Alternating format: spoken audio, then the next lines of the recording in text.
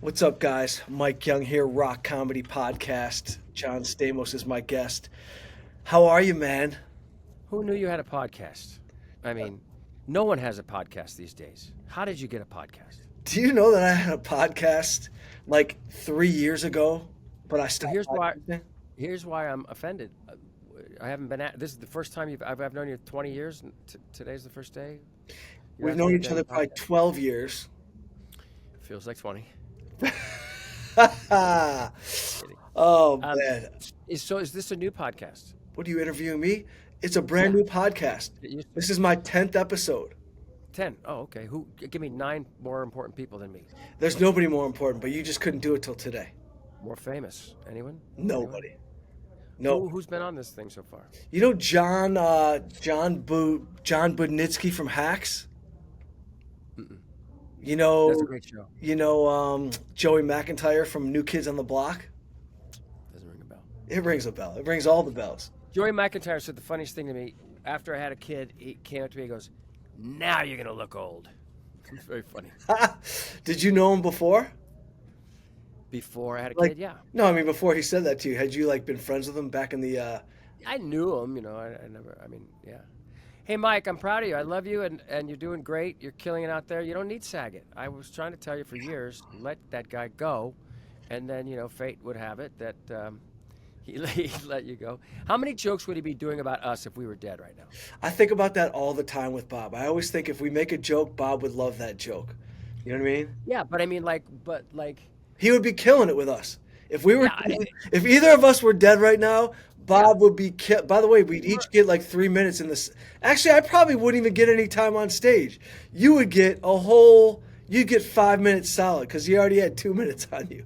Yeah, I'd get at least if you look up too soon in the dictionary, it's Bob's picture. He's the. He was the. He was the king I of had too him. soon. I had him interview my. I had him host my father's funeral, which in hindsight, may have been Did he but it kill? was good.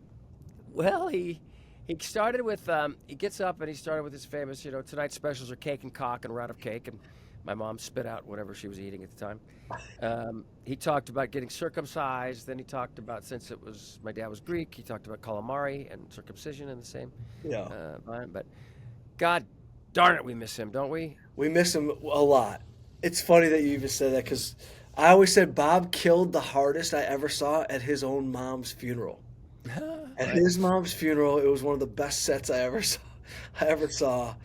Well, But Bob, I mean, listen, man, we miss Bob, and I miss Bob. I'm on the road every week without Bob, yeah, must be and quiet.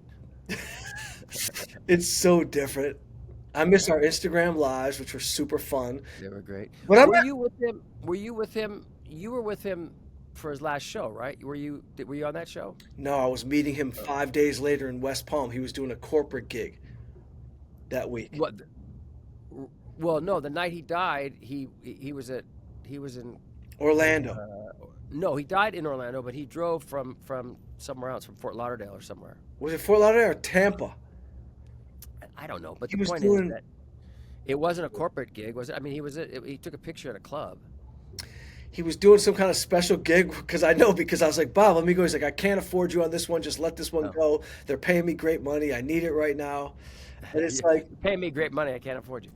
The, but I know that like he did like a 2.5 hour set or something that night, right? I always think to myself, that's the craziest thing. Bob had never done 2 hours on the road, Right. not one time ever, never, barely, ever, even over an hour. And Yeah. it's almost like I'm not He, religious, man, but when you see yeah. Bob's doing 2 hours and that was his last set, his last show, Right. what do you say? That was his time to go. I guess. And did I ever show you the poster that he made for me? I showed you that poster Which one? where I'm giant and he's tiny in the corner. Oh no, I didn't see it.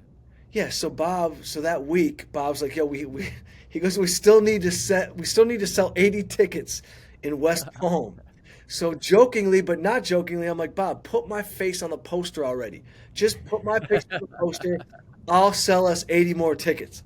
Yeah. I'm not putting you on the poster. Bill Burr would never put you on a poster. Chris Rock would never put his opener on a poster. So just to mess with Bob, which I love to do, and we did, I go, Bob, I saw Jerry Seinfeld put um, Lopez. Mario Joyner on a poster, his opener. I saw him put him on a poster. Bob goes, send me that poster. I couldn't find the poster. Next thing I know, 2 hours later, John, Bob sends me a picture. I gotta find it. I'll find it, but I never released it. I didn't put it on anything. Show it on this for this podcast. Put I it on will. your. Could you grab my phone over there, please? I'm gonna show you this picture. I'm gonna find it. It's me on a poster with Bob That's Tiny in the great. corner, and it's Great. the opener takes over show. I'm gonna find this. Find that. But Show it to the obviously, people. I miss him terribly. Yeah. Still talk to the. I think, you talk about that 2 hour set, and I go, like, so I just try to piece together, in my mind anyway, what his night was like. He kills on stage. He took a picture of it, and I know on his way home, on his drive from Fort Lauderdale to Orlando or Tampa, wherever it was, he texted Kelly, his wife, and said, "Can you fix up this picture for me? I want to post it." And she said, you look so handsome. It doesn't need any touch up." And so that made him happy, I know. And I pieced together in my mind, like, him going to the hotel, and I think he called his daughters or texted his wife and said, "I love you," and he was just smiling from ear to ear, knowing that he just did 2 hours of probably his best time on stage, and he went to bed thinking about all of us and with a big smile on his face, and that was it. You left out the chicken fingers that he probably ordered at 2:40. So Bob sends me this 2 hours after I made the comment, and it's my favorite thing. Oh, that's so funny. That's I so mean, is that crazy? yeah, yeah, yeah, So yeah. I start laughing my ass off. I'm like, Bob, this is the funniest thing you've done in so long. And then we just started laughing because just look at him in the corner. Look at Bob in the corner. By the way, Kelly gave me his jacket after he passed away. I Oh, almost yeah. wore it the other night, but it felt too creepy. Plus, it didn't fit in the shoulders. Bob had no shoulders. I went one night. I went to Jody's, and Bob had passed away. I went to Jody's wedding, and I was trying on shirts, and they were all too tight. They were all too tight, and Caitlin was like, "That you're gonna break the buttons. That shirt's too tight." So I said, "Damn it!" And we were late, so I just, like, grabbed whatever shirt I could, and I put it on, and I went there, and I realized once I got there that it felt a little big, and I looked at the tag, and I was like, "I never Giorgio Armani or something." I said, "Oh my God, this is Bob's shirt." Bob wanted to be at Jody's wedding. Wow. I look for signs. I don't see them all. Well, when Bob died, I saw a hummingbird right out there, and I knew it was Bob. I just knew. I have a whole thing with hummingbirds and people that have passed. And um, do you believe in that? Like, do you have, like, oh, there's a sign. There's a thing. I do believe in signs, man. I think when you're a little more conscious, I think you can see signs. Even though 2 days after Bob passed away, some Hollywood medium, like one of these world renowned mediums, I got to have a half hour with the medium. Get out! What? You didn't Yeah. tell me about that. What happened? I didn't tell you about it because I wasn't really telling anybody, but you know how I was like, obviously, you were getting calls off the chain from every outlet, news outlet. So I was also getting all these phone calls. I'd never gotten these type of calls before, but I was known as this opener, and so one of them through a connection was like, "Hey, would you like to talk to this guy who's like the medium for? It takes months to get in to see this guy." Who was it? So What was his name? his name, I forgot. He's from Long Island. I, The Long Island medium, but a guy. it might There's be a Long girl. There's a Island. woman that's a Long Island medium. This guy was. This was a guy. Okay. Long story short, man, all these rumors were coming out that it was the vaccine. It was the vaccine. It was a reaction to the heart. And so this guy kept going like this. He kept going like, Bob is saying this, and it's Right. not this. It's not this. He kept going, it's not this. It's Right. not this. He's like, he fell. He just fell. And Right. this was kind of before anything came out on like that there was a fracture on his skull or any of that shit. But Really. you know, I don't know. I don't know if I believe this guy or not, or if he dug deeper or got the police reports. I How don't know. many days after was it? This was like 3 days after Hmm. he was in LA, and they're like, "Mike, would you want to?" And I was like, missing Bob so much. Yeah, yeah. I would have said yes too. I'd I was say looking yes for right any now. But connection. if any mediums are out there that have a connection with Bob, get a hold of me through Yeah. MikeYoung.com.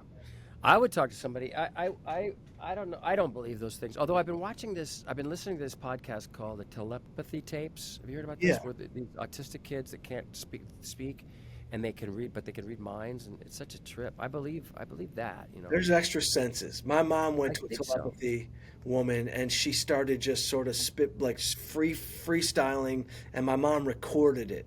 And there was Uh-huh. stuff about my dad. My dad's been gone 30 some years now. Right. But there And was she was stuff on right that about you. tape that she could have never known. Was she rapping? Like was it a real rap? Is that how Yeah, you got into rap? Because I you got said, into rap through telepathy, the way most people yeah, get that tricked makes into sense. rap. Yeah, that makes sense. But Do she you was, go ahead. I'm sorry. no, I was just saying, she was saying things that were just like, honestly, what haunted me about my dad's death, I'll tell you real quick because you're my brother. Yeah. My I mean, no one dad else is listening. Go ahead. my dad had pancreatic cancer, right? And so he gets Okay. diagnosed and it goes downhill fast, like the fastest you've ever seen. And like 3, 4 weeks after the diagnosis, he's literally on death's door. And I'm thinking, and his friend who's a surgeon is like, Mike, your dad's got 6 months. I figure I can get on a plane, go back to college, get my bag, get 3 weeks of clothes, come back in, stay with my dad. I get on an airplane 2 hours later. I get a phone call on my layover. My dad died while I was in the air Oh my and when God. I got to the layover, it was done. No sign of it at all. But that bothered me my whole life. My whole life. And in Because the you weren't midst, there. because I wasn't there. And my Well, brother, my right. brother and my mom had to deal with that. I wasn't there. Yeah, but you turn right back around, I'm sure, and Of without course any I did. clothes. But I'm saying, not that I would have saved him. I just, the guilt of not being there, my brother having to see that and go through it, and me not being there, it stuck with me forever.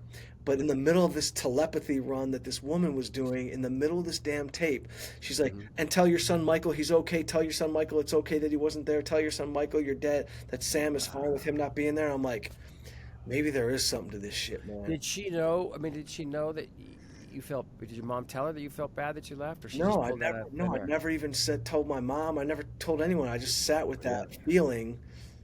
I just sat I with could never that trust them feeling. because I know they just Google me before, or whatever, and like come up with weird ass shit from my past because it's all out there pretty much. Right, But right. You I can don't know. I feel think it's psychic. mostly bullshit. I never bought into those Right. swim swammies. But I don't know because they're always telling you stuff that doesn't really matter. Tell us Right. something that you tell us something that's going to happen. Let's save a life. Let's Right. hey, the fires are coming. No shit. Get ready for that, people. Yeah. Anyway, why don't you How are you? tell everybody how we first met? Is that We important first to met you through to talk Bob about? Saget, so I meet John Stamos. So Where was I'm that? making this movie. My man is a loser. I Right. write the script. I get it to those guys, the money guys, who you always had a problem with. You're pure artist. So Was I right? I had to deal with these finance guys out of New York that were making the movie, and they kept going. We want John Stamos as the lead. We have to get John Stamos as the lead. Our wives love him. Can you get to John Stamos? I had never met you yet. I had just started basically touring with Bob a lot.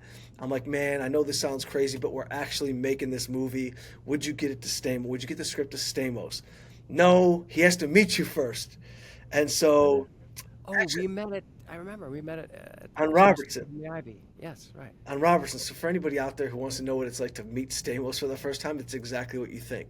You Boring. roll in with sunglasses, your shirt's like buttoned down to here, trying to you're like trying to intimidate me and like out good look me. And Ah. we met for coffee. We hung out, and actually, you had read the script because we Mhm. had a great fun lunch. You're like, I love the script. This is my I said I have life. a few notes. Oh, you had notes, bro. I'm not gonna act like I'm not gonna act like you didn't have notes. I actually Yeah, put you in my act recently you did. because of your notes. I don't know if What did I say? I mean, what did I say? Let's make you it. were so adamant about did page 33 connect to page 76. Did Was I when right? you and you're right. But by the way, of course, I was already on that.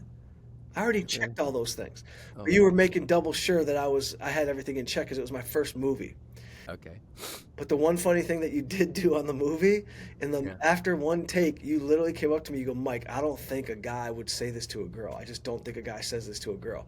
And then Yeah. I put this in my act because I said, "You're John Stamos. You have no idea what a guy has to say to a girl. You don't even live in the same world that the rest of us do. I grew up in Oh, Detroit. I know what a guy has to say to a girl. Action." yeah. So we had Did I a say it? little.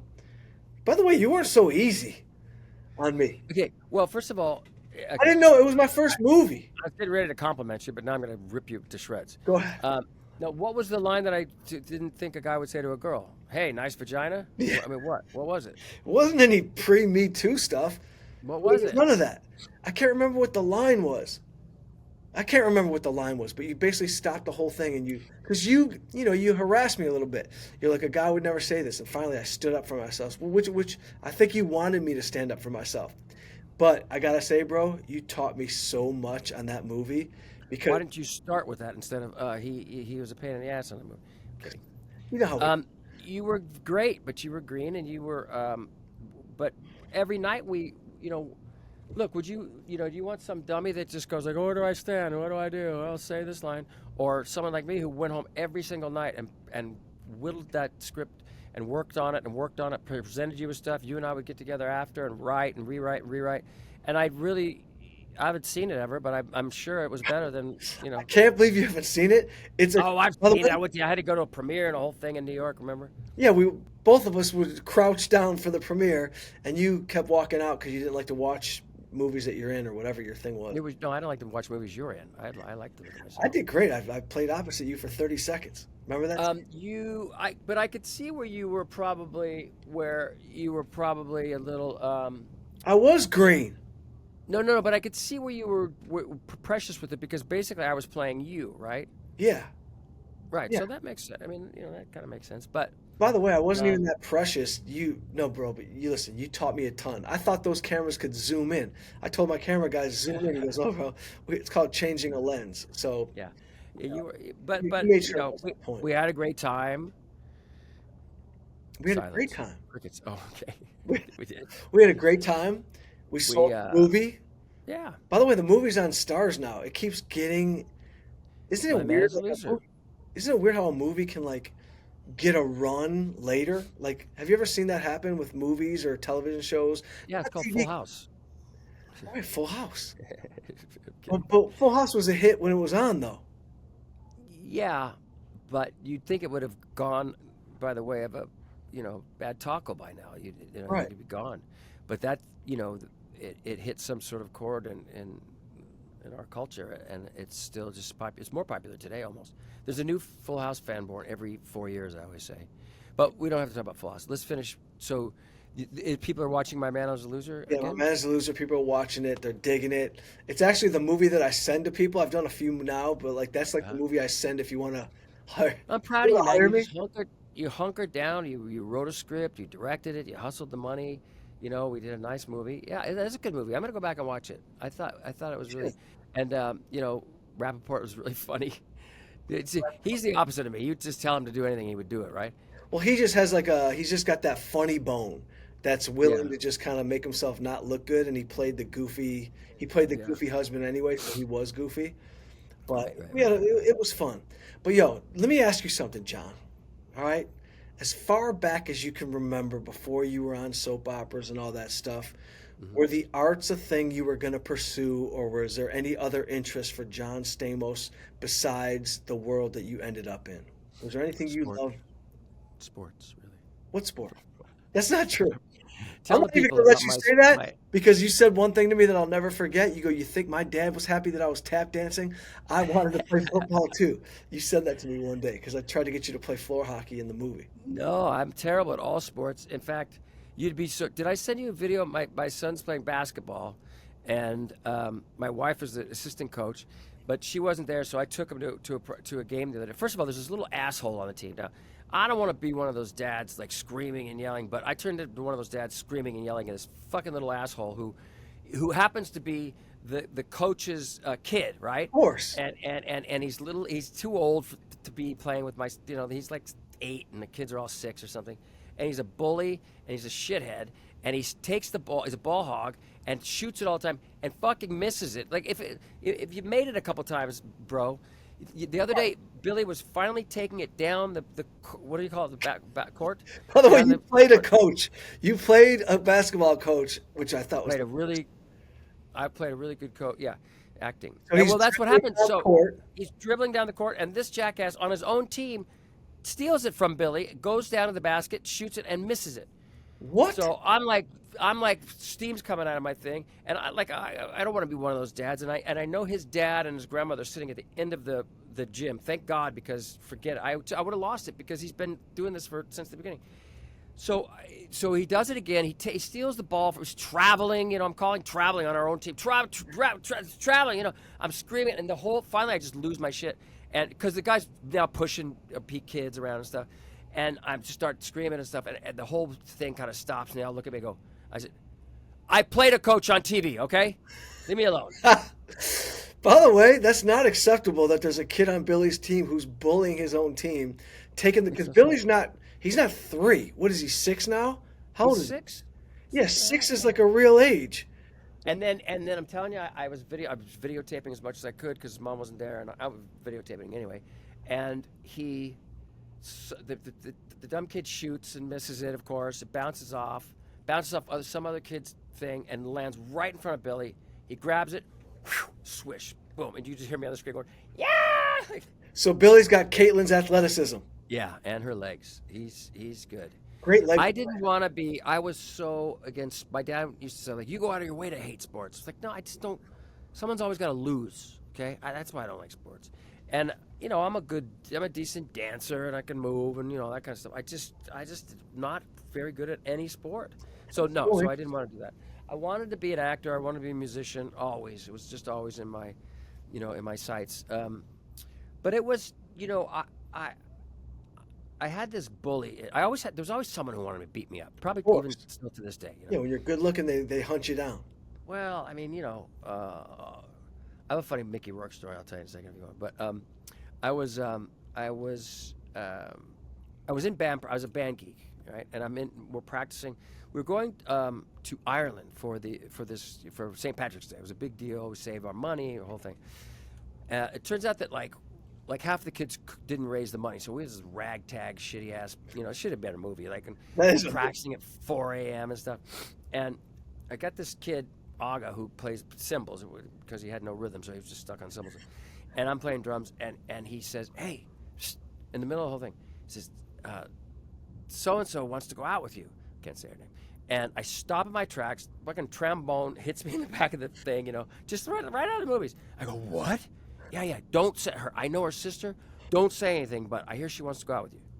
Smash cut to me telling everybody on the planet. She was the hottest girl. She wasn't even at our school. She was at an all-girls Catholic school, and she was like so beautiful. And so I'm at a party that night, and it was like a block party. And you're loving this story because you know where it's going. Because I get beat up. There was this block party, and I was at the dorky end, like Animal House, and I'm telling everybody, "Oh, this girl wants to go out with me. This girl wants to go out with me." And it just goes down from house to house, like telephone, house to house to house. Gets to the last house where her boyfriend was chugging, beer out of a tube or whatever how they do, And it was, I gets all pissed off. I'm sitting in a car at the other end of the street talking to some girl, and he knocks on the window, and I roll the window down, like, "Hey, what's up?" Bam! Smashes me right in the fucking eye, like really hard. Damn. And I didn't know what. It was one of those moments too when I look back, like you always I was always afraid of getting hurt or getting hit, and when I did, I was like, "Oh, that didn't hurt so bad." But my pride, man. And so the next day I had a black eye, and I would go to school, and this guy just wanted to kill me, and for about 6 months, he was always after me, and I became friends with a football player, as an early bodyguard. Yeah. And I was just petrified. I fucking hate bullies, man. Hate bullies. Every time, I would peek around every corner. I was like, and then he wrote on the bathroom mirror, "I'm gonna kill you, big nose," in marking pen or something like that. And the kid goes, "Hey, did you go to the bath? Did you see the bathroom?" I'm like, "No." And I walk in there, and my heart just sunk. I was like, "Oh my god, like I can't take this anymore. Like I'm gonna do." I looked at myself in the mirror and I said, "I've got to do something drastic. I've got to stop this guy. I've got to become famous." That was my way. And I had this whole scenario in my head, like I'm going to become famous, and I'm going to have bodyguards, and they're going to beat him up, and I'm going to be playing at a Beach Boys show, and I'm going to be doing a drum solo, and I'm going to give him a backstage pass, and we're going to take him on a bus and beat the shit out of him, and I'm going to, And so I wanted to dedicate my book to him because he's the reason why I became successful. But you ever have something like that where you just like, "Oh man, I got to prove"? Yeah. I mean, that's an. Besides me on the movie By the set. way, that's an amazing story. Is that in your book? Yeah, why don't you try reading it? I It's did. I been couldn't out for get a year through and a 15 half. pages. My mom read the whole thing. Sure, sure. Yeah.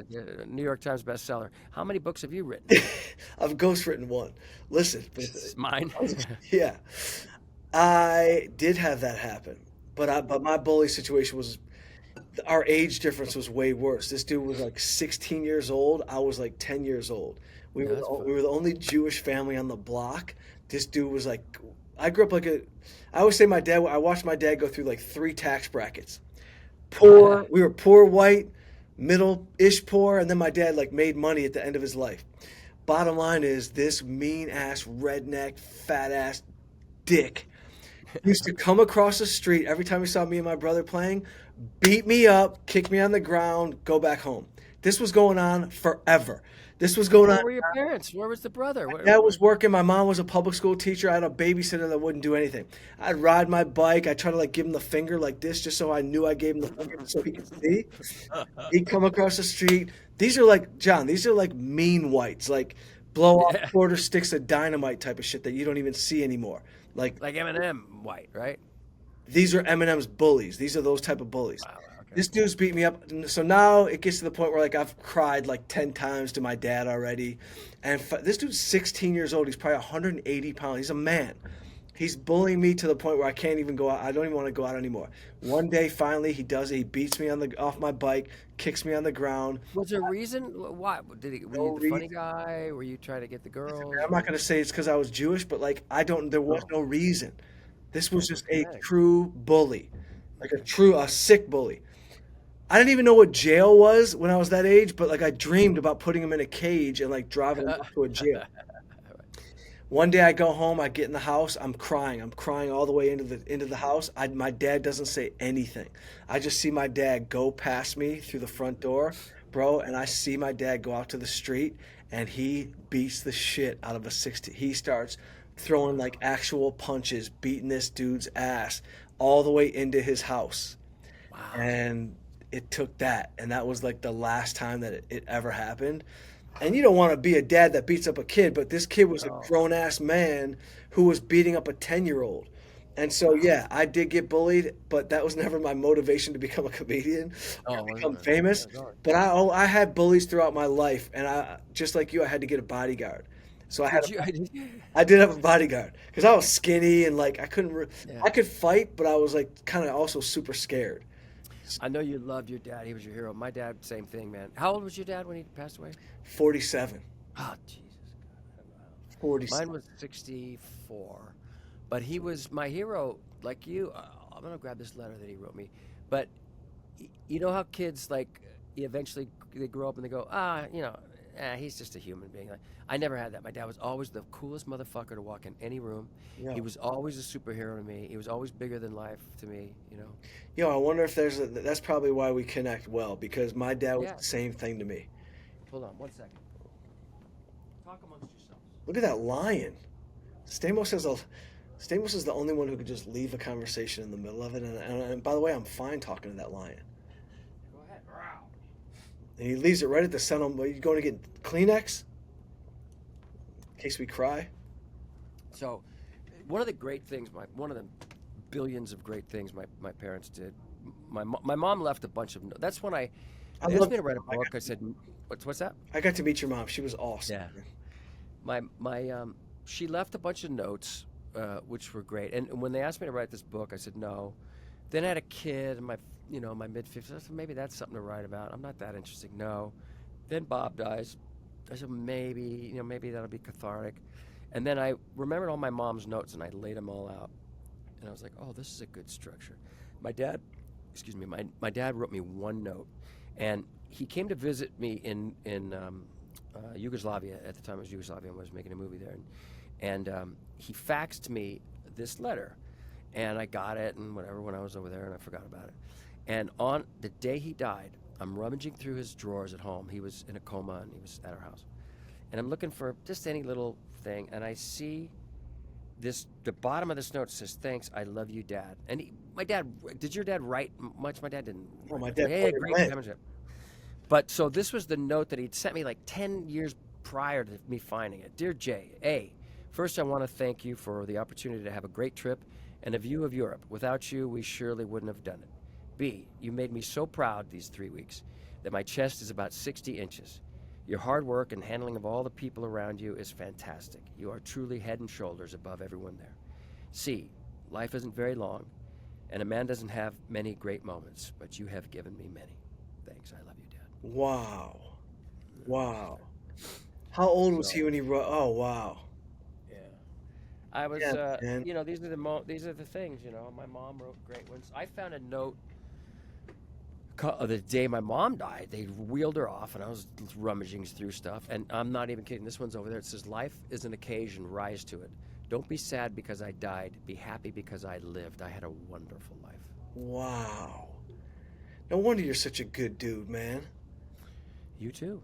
No, but But I I had good mean, folks, and now that I'm a dad too, it's just like everything is just about him, and nothing else is really that important anymore. And it's a right. great feeling because who gives a fuck about showbiz or anything now? I got this little boy, and he's so funny, and he's so charming, and he's such a sweet little He's guy. I got just love him. personality, man. He is a cutie. He's got a lot of charisma. He's a Yeah, character.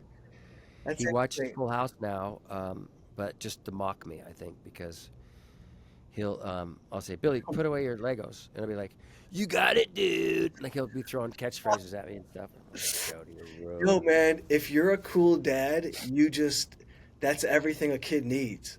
All I needed, I'm not even kidding. I had no Mhm. like real direction to how to become a comedian or do it, but my dad was so damn cool Oh that yeah, I yeah, was like, let me just, I have all the confidence in the world that I'm just gonna be able to great. do whatever I want. Well, My your dad, mom too. She's fantastic. I met her quite a few times. I love her. She's big. thanks. She's just like kind of like my mom, like a big ball of love. I always say my mom had enough love to fuel a small country, and I think your mom's like that too. She She just leads is. with love. Listen, my mom is a lover of people. Like Yeah, 25-year public school teacher. So she wow, taught public schools for 25 years in she's a hero. not an easy school, you Yeah, know? So she just understands kids. She loves like the youth, you yeah, it's know? so important. She's hardened up a little bit over the years. She's been through a lot of tragedy. My family, had a lot going on. She's one of seven kids. Right, Three ended in suicide in one, jeez. you know what I mean? So like my mom's We're been bumming everybody out on this podcast, but you know what? This is life, kids. This is real life. no, but everybody gets like single moms. Listen, God bless single moms. It's unbelievable. Everyone's always talking about the mom, but like Yeah, a kid needs a damn dad, man. yeah. Like a kid needs a Well, dad. If you got no dad, you're kind of like directionless. my whole life I wanted kids, and I was around kids all the time. I had nieces and nephews, and of course all the kids on Full House and everything. So I thought I would do it, but it's a million times harder. You need more patience, more kindness, more time, more money. It takes everything to be a great parent. Yep. I have the capacity, and my wife certainly, and we probably should have 10 kids, but we didn't. But it's not an easy. I hope people realize like this is not you know Right. it's a big deal to raise a kid properly, I think. But thank God I have the resources and stuff, and good examples. My mom and my dad, and your mom and your dad did the same thing. So it's time for you to have a little. Wouldn't you love to have a little boy? Listen, man, I need a kid. Yeah, you I need need a one. Yeah, kid. I thought I yeah, was gonna have one. You know what I mean? yeah. With my girl where I was living on but it was just too much. It was too much. Farm life wasn't you. It's you. No, it's not you. No, I mean, it's sitcom, but it's not me. you got to. But to be able to now your mom got to see your success, right? Your dad did he see? Did you see he see your No, stand my up or dad anything? did not get to see anything really. Right, I was in college. I right. was in college when my dad died. So I was second year, third year of college, and no, he didn't see anything. But my Mm, dad used to always say, because he was in the scrap metal business, and he was starting to make good money and all that, but he was like, forget this business. He would always be like, forget this. You don't want this business. Go do whatever makes you happy. oh wow, He that's would great. literally be like, just go do whatever makes you happy, but just be Yeah, great at it. He's like, just be the yeah, best at the one thing you want to do, and just that's go right. do it. And so that And you I did. was, That's it. and I Yeah, was, that must echo in your mind all the time. I was working at my dad's restaurant. I wanted to be an actor. I wanted to be a musician, whatever was going to come first. And I was working at my dad's restaurant mainly on Sundays because during the week I was like taking acting classes and going to school and stuff. So I auditioned for General Hospital. I get it, and I call home to tell them, hey, I got the thing. And you could hear my dad in the background going, Tell him you can't work on Sundays. You're my Sunday guy.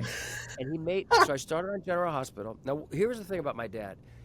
He would treat the busboy the same way he would treat his best customer. Like, that was just my dad, and that was one thing that I've really held on to, and hopefully I do the same. And so I was working on Sundays. I would do General Hospital during the week. It started airing. 35 million people watched General Hospital. It was the biggest sensation on the planet. And I'm still going in on Sundays, and people are going, hey, can I have a cheeseburger for... Aren't you the guy on... No, give me a cheeseburger thing. And then girls started coming around. I'm like, Dad, I'm famous, And he said, I don't care. And to this day, I always wondered if it was because he was teaching me discipline, which I think partly keep me humble, which I'm sure I needed, or that I was good for business. But he came down to General Hospital one day, and he saw me on the set. I was talking to a crew guy, and then the producer came out, and I was starting to her. And the same way I talked to the crew guy, I talked to the producer.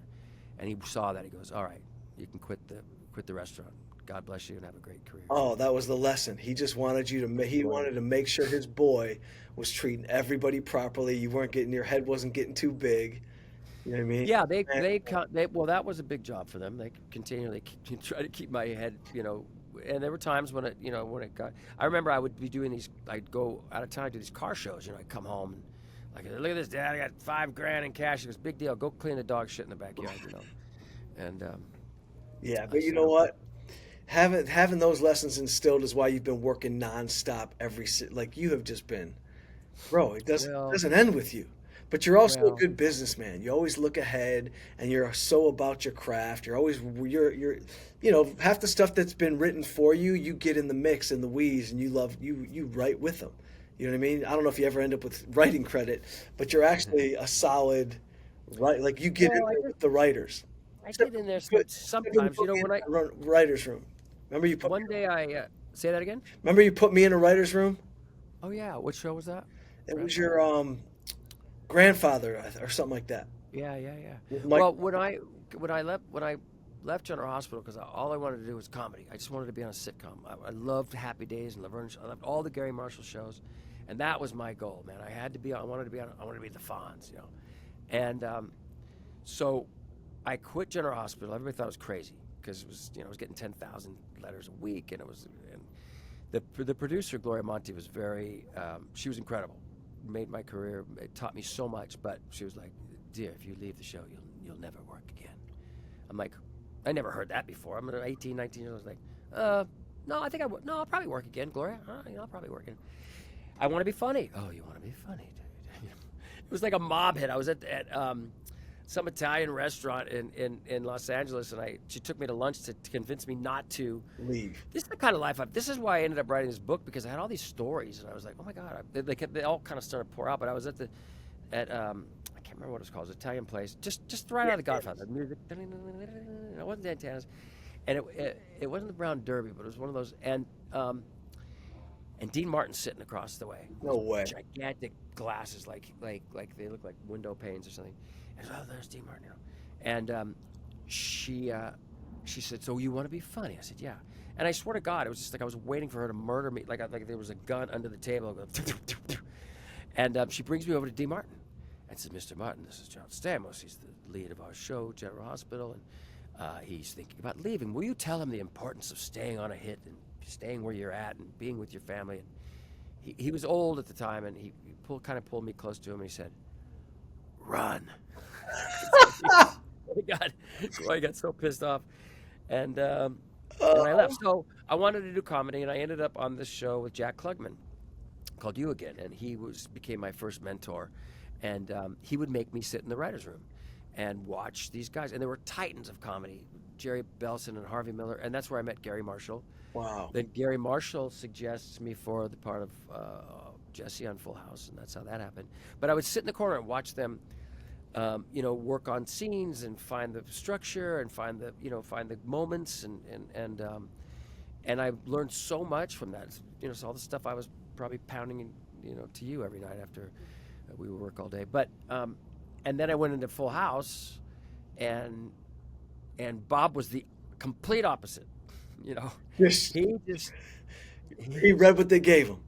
He barely, but he was just so fucking like his him and Dave, they were comics. All they cared about was a laugh, and all they cared about was a laugh from anyone. The crew guys, the thing, the lunch, the guard gate. Put it into the fucking show, I would say, And I'd be and I'm sure we drove each other crazy. We hated each other the first couple of years. Bob and I, we didn't get along. Really? And ultimately he became my all-time best friend. But yeah, no, we had different styles. His style was to fuck around as much as he could and distract everyone as much as he could.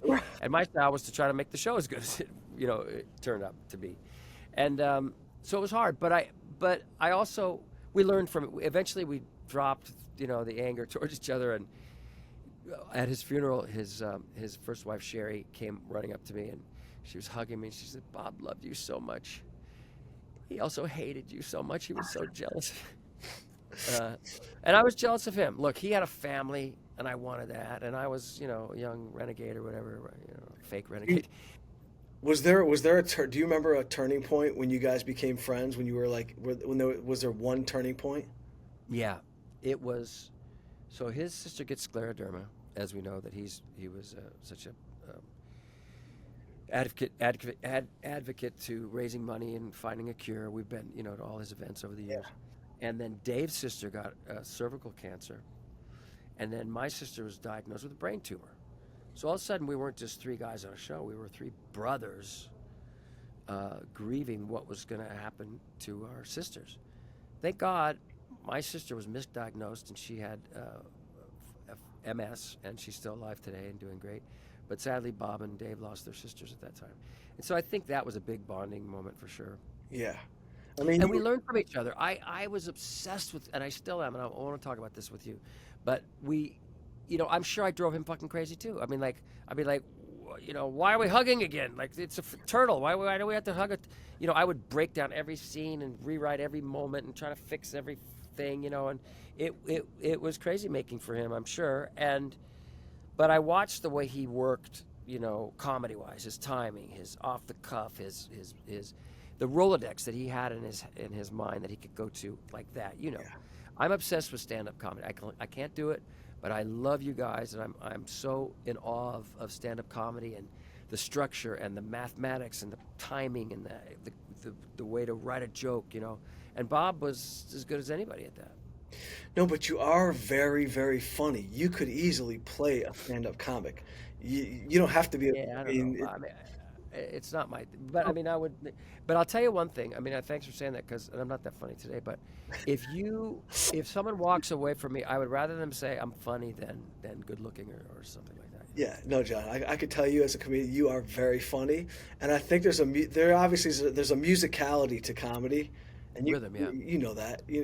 So your rhythm, your musicianship, you are very funny, bro. I was so lucky You're too good looking to make it funny. I was so lucky to meet so many good comics, because Bob and Dave were hanging out with all of them, right? Shanling used to hang out with all the time. Legends.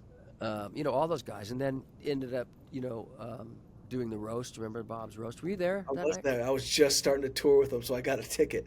I was at a table way in the back. Yeah, I didn't see you there. Did you have a date? Or I think I did have a date. I think you did. One of my exes made it to the roast.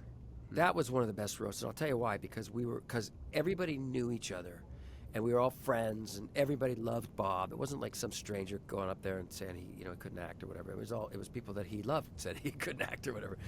But it was that was one of the great last roasts, I think.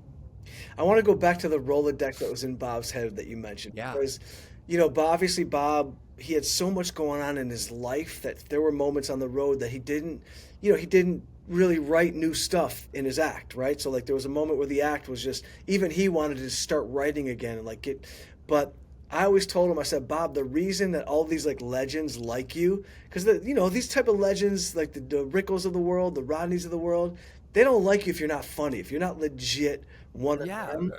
Chappelle Loved him. And it was because Bob did have this crazy gift. And that Rolodex, I always said Bob could go toe to toe with anybody on an. It was never seen anyone like it. It was also original. Like he was an original style. Like his style was so.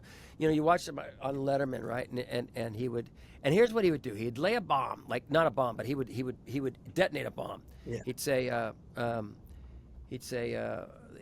Letterman asked him about his daughters, and he said, "Oh, they're home sleeping. They're drunk. They passed out." And the audience goes gasps, and there's now Bob, and he goes, "No, and you think he's gonna make it better? No, no, I'm kidding. I chloroformed him." And it goes back to that. That's, I mean, he was yes, fearless. He was fearless with that kind of stuff, right? And he, but he had Tourette's, comedy Tourette's, I called it, and he 100%. couldn't, right? I mean, he couldn't help himself, and he would go down a road, and until it got funny, he wouldn't stop, right? He couldn't turn it off. Couldn't He turn it could off. not turn it off. And listen, being on the road with him for that long, I took the beatings a lot of times. Like, you know what I mean? He I would, had to step in on occasion. yeah, yeah, you jumped in one day. Yeah, one day you called, you said, leave Mike alone. And he called, he felt so bad, he put me on the road for another year straight. Thank you, by the way. That was You're welcome. great. Paid all the bills. But Bob he definitely had comedy Tourette's. But Right? it's He like, what the couldn't hell's in stop. that brain? Like, you're born with that. You could sharpen that tool, but that's Right. that's like something that was bananas to me because I'm not like that. I like to go in Right. my quiet zone. I like to Right. write Right. alone and Right. actually Right. write and craft the act and then put it up for display. Bob was like a machine gun with that shit. It was, Right. Yeah, machine gun. And it would just go, and most of the time I knew, like Rickles. I mean, Rickles, was like a second father to me the last 10, 12 years of his life. And I wedged Saget in because he didn't like to be around comics. He didn't like to be around, he knew Bob was very funny, but he didn't like to compete, right. Rickles. And so he would say, bring so and so to dinner, bring so and so to dinner. But it was never comics, never. Interesting. And so I kind of wedged Bob in there, and then he became like a second father to Bob, and he adored Bob. And one of the great dinners that we had was I brought well, that was a Freudian slip. I brought Caitlin to a dinner, and Bob brought Kelly, and Dawn got to meet the loves of our life, and he was happy that we were both settled down because he really wanted me to settle down and meet somebody and have a family. Of course. But Rickles too, he had one of the great Rolodex, and because I was around him so much, and Bob too, but I pretty much knew where they were going to go just because I studied them night and day. But sometimes they would go on a completely different direction, and I would hit the ground. I mean, it made it so much more funnier because like, what? Where did that come from? I'd ask Don, I go, where the hell, like, he was doing the Reagan inauguration, and Webster, the little kid, Yeah. Webster was introduced. Emmanuel Lewis, I think, was introducing him, and he said, "Now here's the kid, Don Rickles," and Don walks all the way down to the floor to the stage, and right before he hands the mic to Don, he says, "Be funny." He hands the mic to Don. Don goes, "Well, there's one little black kid that'll never play basketball." I'm like, where did you get that? Who wrote that? He says, I'm just doing Rickles. I'm just doing Rickles. That's what he would say. Oh, I made him one year for my birthday. He said, "What do you want for your birthday?" I said, "I want to sit down with Hello Dummy," which was the only record that he ever did. I said, "I want to ask you about each joke, like where it came." No, I said, "You asked me what I want. I want that for my." No. Please don't. Okay, so we sat down with it, and I would lift. It was a record. I'd lift it. I'd say, "How did you come up with it?" "I don't know. I'm just doing Rickles." "Shut up. Put it back on. I'm funny. I want to listen to myself." He wow, was man.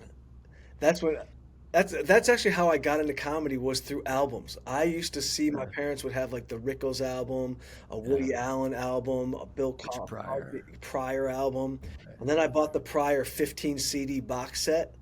Wow. Warner Brothers put out all of Pryor's everything. There were sets Oh, of I want to him hear that. like in the belly room of the Comedy Store or in like a Oh, wow. 20-person spot in Peoria, and it was just all Wow. Pryor, and I ran that thing to death. And Who have you met? Like, what heroes have you met in comedy besides me? besides you, Yeah. oh, I really haven't met.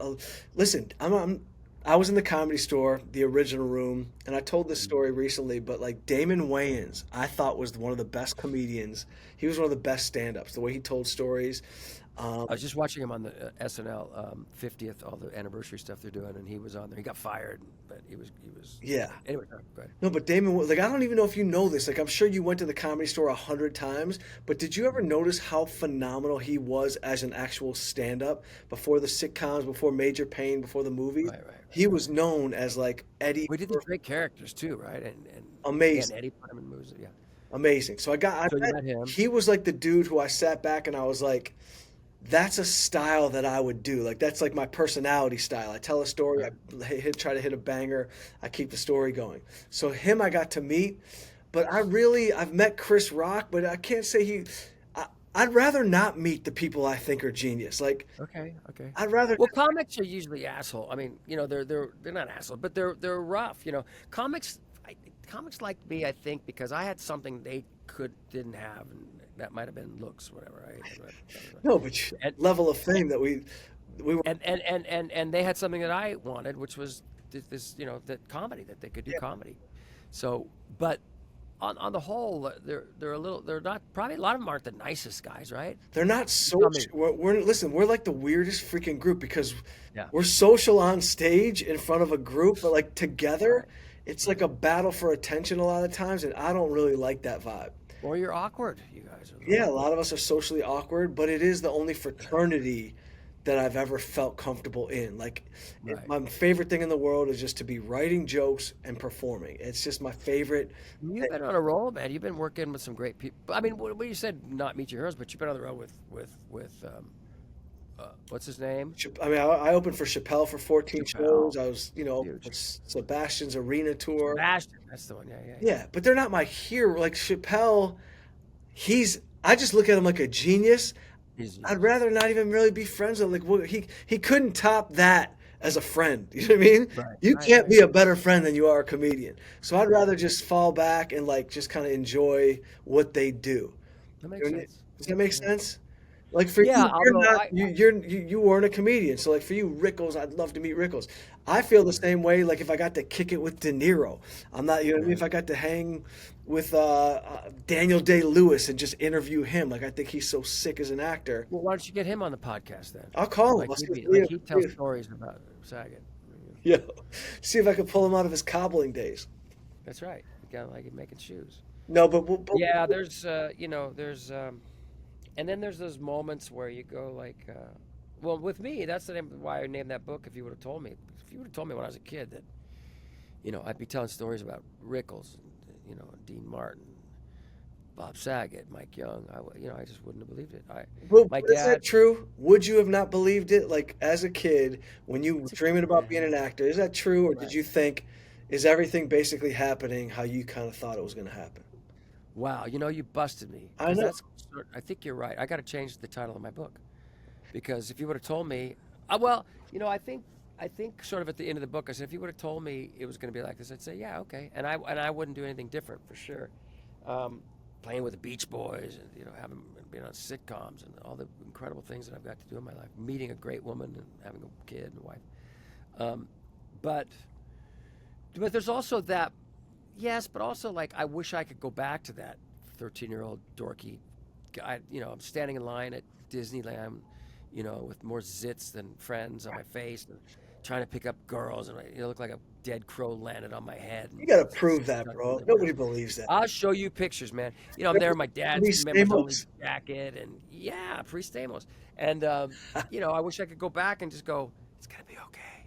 You're gonna get a girl, and that sign out in front of Disneyland that says that'll be in your backyard, and you're gonna be Yeah. okay. And that's my message to any of you young kids listening today. It's gonna be okay, Let me ask unless you it's something. not. Let me ask you something. When the acting train started rolling and you're on the soap operas, was there ever a moment where you're like, oh man, this could be over tomorrow? Or did you always have the confidence that you're gonna just work for the rest? As long as you want to work, you're good. Was there ever a fear in that mix? I've not, I say this humbly. I'm not an A-lister, right? I see where these guys get to the top and they go, "Oh my God, how am I going to stay here? I'm going to stay here." And you see them either stay or they don't. I've always been in the middle to lower B actor, that I do keep working, but I'm not like trying to maintain some sort of, you know, position in show business. Now, I'd like to be further along than I am. I think I'm on the road to that right now because I just haven't given up. I just haven't given up. I've been the last few years. I'm just waiting for my Breaking Bad. And I think I have it at Netflix now with this new show that I'm doing. But Was I'm that not the getting script out. I read? Yes, that's a version of it. Yeah, yeah, right. Yeah, yeah. That's I mean, bro. I hope that's you get that going because yeah. number one, you're gonna put me in the writers' room. You have no choice, and number Okay. two, That thing is a wild ride, bro. And for you, John, that I would hope be a so. moment. I hope so. And I'm doing. I just finished the second season of Palm Royale with Kristen Wiig and Carol Burnett and Allison Janney, and that was a moment recently. And I'm 61 years old now, and I was standing on the set and I'm playing Kristen Wiig's love interest for a while. Uh, I play a lawyer slash gynecologist, and it's the funniest show. It's such a good show. And but I'm doing a scene with her, Allison Janney, Ricky Martin's there, and Patty LuPone is playing Meriwether Post. And I'm like, this is a moment I've been waiting for to work with. I mean, I worked with a lot of great people, especially on ER. A lot of great came through there, but I was right in the middle of it with these, and I was making them laugh, and I was doing good work on there. So that's cool. It takes. I always say that like some actors out of the box are brilliant. Your boy DiCaprio, boom, right away. Jennifer Lawrence, boom, right away. These type of people. And then some people it takes 25, 30 years, and I think I'm in that place where I'm just so I don't give a fuck. I'm confident. I've done so much, and I have to remind myself sometimes that I'm going to try anything. I can't fail. If it doesn't work, we'll do another take, or they'll fix it later or whatever. I don't give a fuck. But that's where you get to those magical moments. When you say try anything, you mean a new technique, a new feeling, a depth. What do you mean by that? You'll try something new. You I mean, within a Character- scene, like I had a scene with Kristen Wiig the other day where it was written that I come to her house, and I just kind of plow through, and it just in the script it said, he pours her a drink, and I brought her flowers, and I put the flowers in a vase. I decided to and I knew Kristen was, I know she's a genius, but but a big part of her genius is her reactions. Like some of the greatest comics are reactors, and she does both. But I knew that she would get great reactions. So I decided, and I talked to the prop people, to do like a whole fucking cocktail thing with the drinks, and I was spinning the bottles and throwing them behind my back and catching them, because I had this long sort of expositional thing about the gold and whatever the story was, and I'm throwing bottles, and she and the director and who wrote it